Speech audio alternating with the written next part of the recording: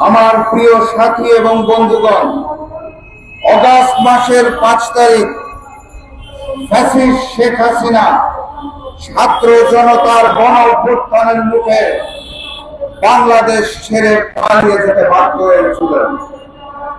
তার পরপর দায়িত্ব গ্রহণ করেছিল অন্তর্বর্তী সরকার। 5 মাসেরও অধিক সময় পার হয়ে গেছে।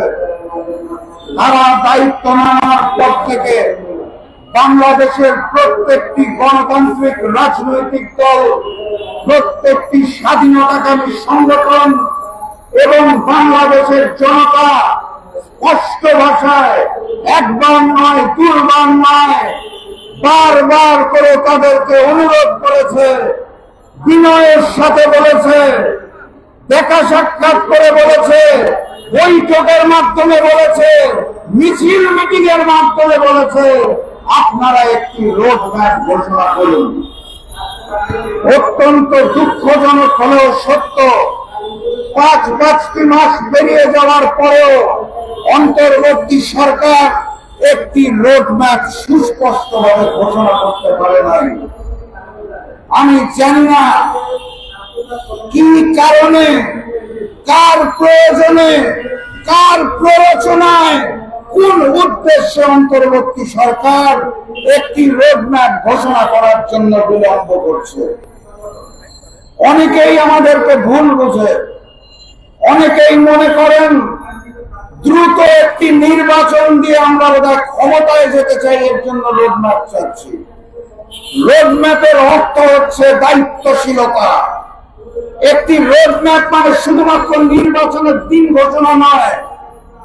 একটি রোডম্যাপের অর্থ হচ্ছে অন্তর্বর্তী সরকার কতদিন ক্ষমতায় থাকতে চায়, কোন কোন বিষয়ে কাজ করতে চায়, কি কি সংস্কার করতে চায়, কবে করতে চায়, কোন পন্থায় করতে চায়, সর্বশেষ নির্বাচন দিয়ে কবে বিদায় নিতে চায়, এই সম্পূর্ণ বিষয়টা হচ্ছে একটি রোডম্যাপ। একটি রোডম্যাপ ঘোষণার অর্থ হচ্ছে তাদের দায়িত্বশীলতার জায়গাটাকে সৃষ্টি করা, জনগণের সামনে তুলে ধরা তারা কি কি কাজ করবেন। এই রোডম্যাপটি ঘোষণা না করে যেই লুকোচুরি করা হচ্ছে, আমি জানি না তাদের উদ্দেশ্য কি, কিন্তু স্পষ্ট ভাষায় আমরা জানিয়ে দিতে চাই, এই লুকোচুরির খেলায় আপনারা যদি বিলম্ব করেন, আরো কালক্ষেপণ করেন, তাহলে ওই ফ্যাসিবাদ আওয়ামী লীগ এবং গণহত্যাকারী দোসররা আবারও নতুন করে মাথাচাড়া দিয়ে ওঠার সুযোগ পাবে।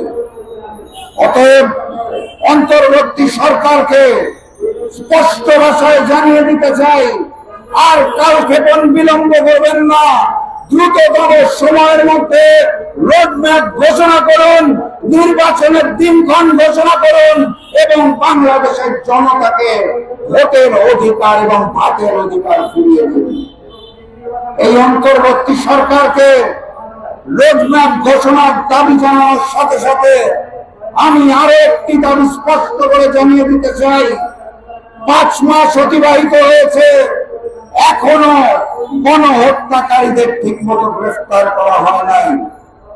আমরা এখনো জানি না অন্তর্বর্তী সরকার দায়িত্ব নেওয়ার পরে ক্যান্টনমেন্টের ভিতরে কাদেরকে আশ্রয় দেওয়া হয়েছিল, কাদেরকে প্রশ্রয় দেওয়া হয়েছিল, কোন উদ্দেশ্যে, কাদের সহযোগিতায় ওবায়দুল কাদের সহ আওয়ামী বড় বড় নেতারা দেশ ত্যাগ করতে পারলেন, আমরা এখনো জানি না। অন্তর্বর্তী সরকারকে বলতে চাই, আওয়ামী লীগকে ক্ষমতায় নেওয়ার জন্য, ফ্যাসিজমকে প্রতিষ্ঠা করার জন্য, বাংলাদেশকে ভারতের পরত রাজ্য বানানোর জন্য যে সকল দোসররা তাদেরকে সহযোগিতা করেছিলেন, তারা খোলা আম ঘুরে বেড়াচ্ছেন। আওয়ামী লীগের সেই সকল নেতাদেরকে যারা গণহত্যার সাথে জড়িত ছিল তাদের গ্রেফতার করতে হবে। 14 দলের নেতাদের গ্রেফতার করতে হবে, জাতীয় পার্টির নেতাদের গ্রেফতার করতে হবে, তাদের বিচারের আওতায় আনতে হবে এবং একই সাথে সাথে প্রশাসনের সকল জায়গায় যে সকল গণহত্যাকারী দোষর আওয়ামী নিয়োগপ্রাপ্ত মানুষজন বসে রয়েছেন তাদেরকে অচিরেই সরাতে হবে, না হলে বারবার ষড়যন্ত্রের মুখোমুখি আমাদেরকে হতে হবে। সচিবালয়ের আগুন ঘটনা আপনাদের মনে আছে, এই পাশের পক্ষে আগুন, ওই পাশের পক্ষে আগুন, বলা হলো আগুন নাকি ছড়িয়ে গেছে। আগুন ছড়ানোর সময় আওয়ামী লীগের পরিকল্পনায় এই পাশের রুম থেকে ওই পাশের রুমে ছড়িয়েছে, মাঝখানের ঘর কক্ষগুলোতে আগুন ধরে না। এই সকল ষড়যন্ত্র আমরা দেখতে চাই না। অতএব দ্রুততম সময়ের মধ্যে রোডম্যাপ ঘোষণা করুন, দ্রুততম সময়ের মধ্যে আওয়ামী ফ্যাসিস্ট গণহত্যাকারীদের গ্রেফতার করুন এবং আওয়ামী গণহত্যাকারীদের দোষর যারা প্রশাসনের বিভিন্ন জায়গায় রয়েছে তাদের নিয়োগ বাতিল করুন। সংগ্রামীর সাথী এবং বন্ধুগণ, আল্লাহ ছাড় দেয় কিন্তু ছেড়ে দেয় না। দেশনেত্রী বেগম খালেদা জিয়া রাষ্ট্রীয় প্রটোকলে জনগণের সম্মান, শ্রদ্ধা, ভালোবাসা নিয়ে রয়্যাল অ্যাম্বুলেন্সে করে দেশ ত্যাগ করেছেন চিকিৎসার জন্য। আর ওইদিকে ফ্যাসিস্ট শেখ হাসিনা ভারতে লুকিয়ে পালিয়ে গর্তের ভিতরে বসে আছেন। আল্লাহ ছাড় দেয়, আল্লাহ ছেড়ে দেয় না। সম্মানের মালিক আল্লাহ। অতএব ফ্যাসিস্ট শেখ হাসিনাকেও স্পষ্ট ভাষায় জানিয়ে দিতে চাই, বাংলাদেশে ষড়যন্ত্র করে আর নতুন করে আওয়ামী লীগের রাজনীতি করার পরিকল্পনা করবেন না, কারণ সেই সুযোগ আপনারা হারিয়েছেন। শেখ হাসিনার হাতে এই মুহূর্তে একটি উপায় আছে, যে কোনো পন্থায় হোক, যে কোনো ভাবে হোক, ভারতে উনি অনেক ভারত প্রেমী এবং আওয়ামী প্রেমীদেরকে নিয়ে যেতে সক্ষম হয়েছে। ভারতে এই মুহূর্তে শেখ হাসিনা ব্যতীত ভারতের দালাল, ওই ভারতের প্রেতাত্মা আওয়ামী অনেক নেতা কর্মীর মধ্যে আশ্রয় নিয়েছেন। শেখ হাসিনার উচিত হবে আওয়ামী লীগকে নিয়ে এখন থেকে ভারতে রাজনীতি করা, কারণ বাংলার মাটিতে শেখ হাসিনা, শেখ পরিবার এবং আওয়ামী লীগের রাজনীতি চিরতরে নিষিদ্ধ ঘোষণা করা হয়েছে। সংগ্রামের সাথে এবং বন্ধুগণ, বক্তব্য দীর্ঘায়িত করবে না, অন্যান্য সিনিয়র নেতৃবৃন্দ বক্তব্য দিবে।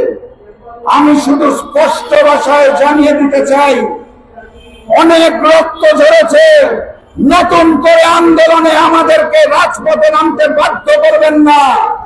কিন্তু যদি বাধ্য করেন তাহলে জানিয়ে দিতে চাই, বাংলার তৌহিদি জনতা রক্ত দিতে শিখেছে। ভারতীয় দালালি চলবে না, আওয়ামী লীগের রাজনীতি চলবে না। আগামীর বাংলাদেশ হবে গণতন্ত্রের বাংলাদেশ ইনশাআল্লাহ। আমি আজকের মতো বিদায় নিচ্ছি, আবারও দেখা হবে, আবারও কথা হবে, কিন্তু সবাইকে সতর্ক থাকার আহ্বান জানাচ্ছি, কারণ ষড়যন্ত্র চলছে এবং ষড়যন্ত্রকে আমাদের সকলে মিলে রুখে দিতে হবে। বিজয়ের পথে যাত্রা শুরু, জীবন অথবা মৃত্যু। আসসালামু আলাইকুম।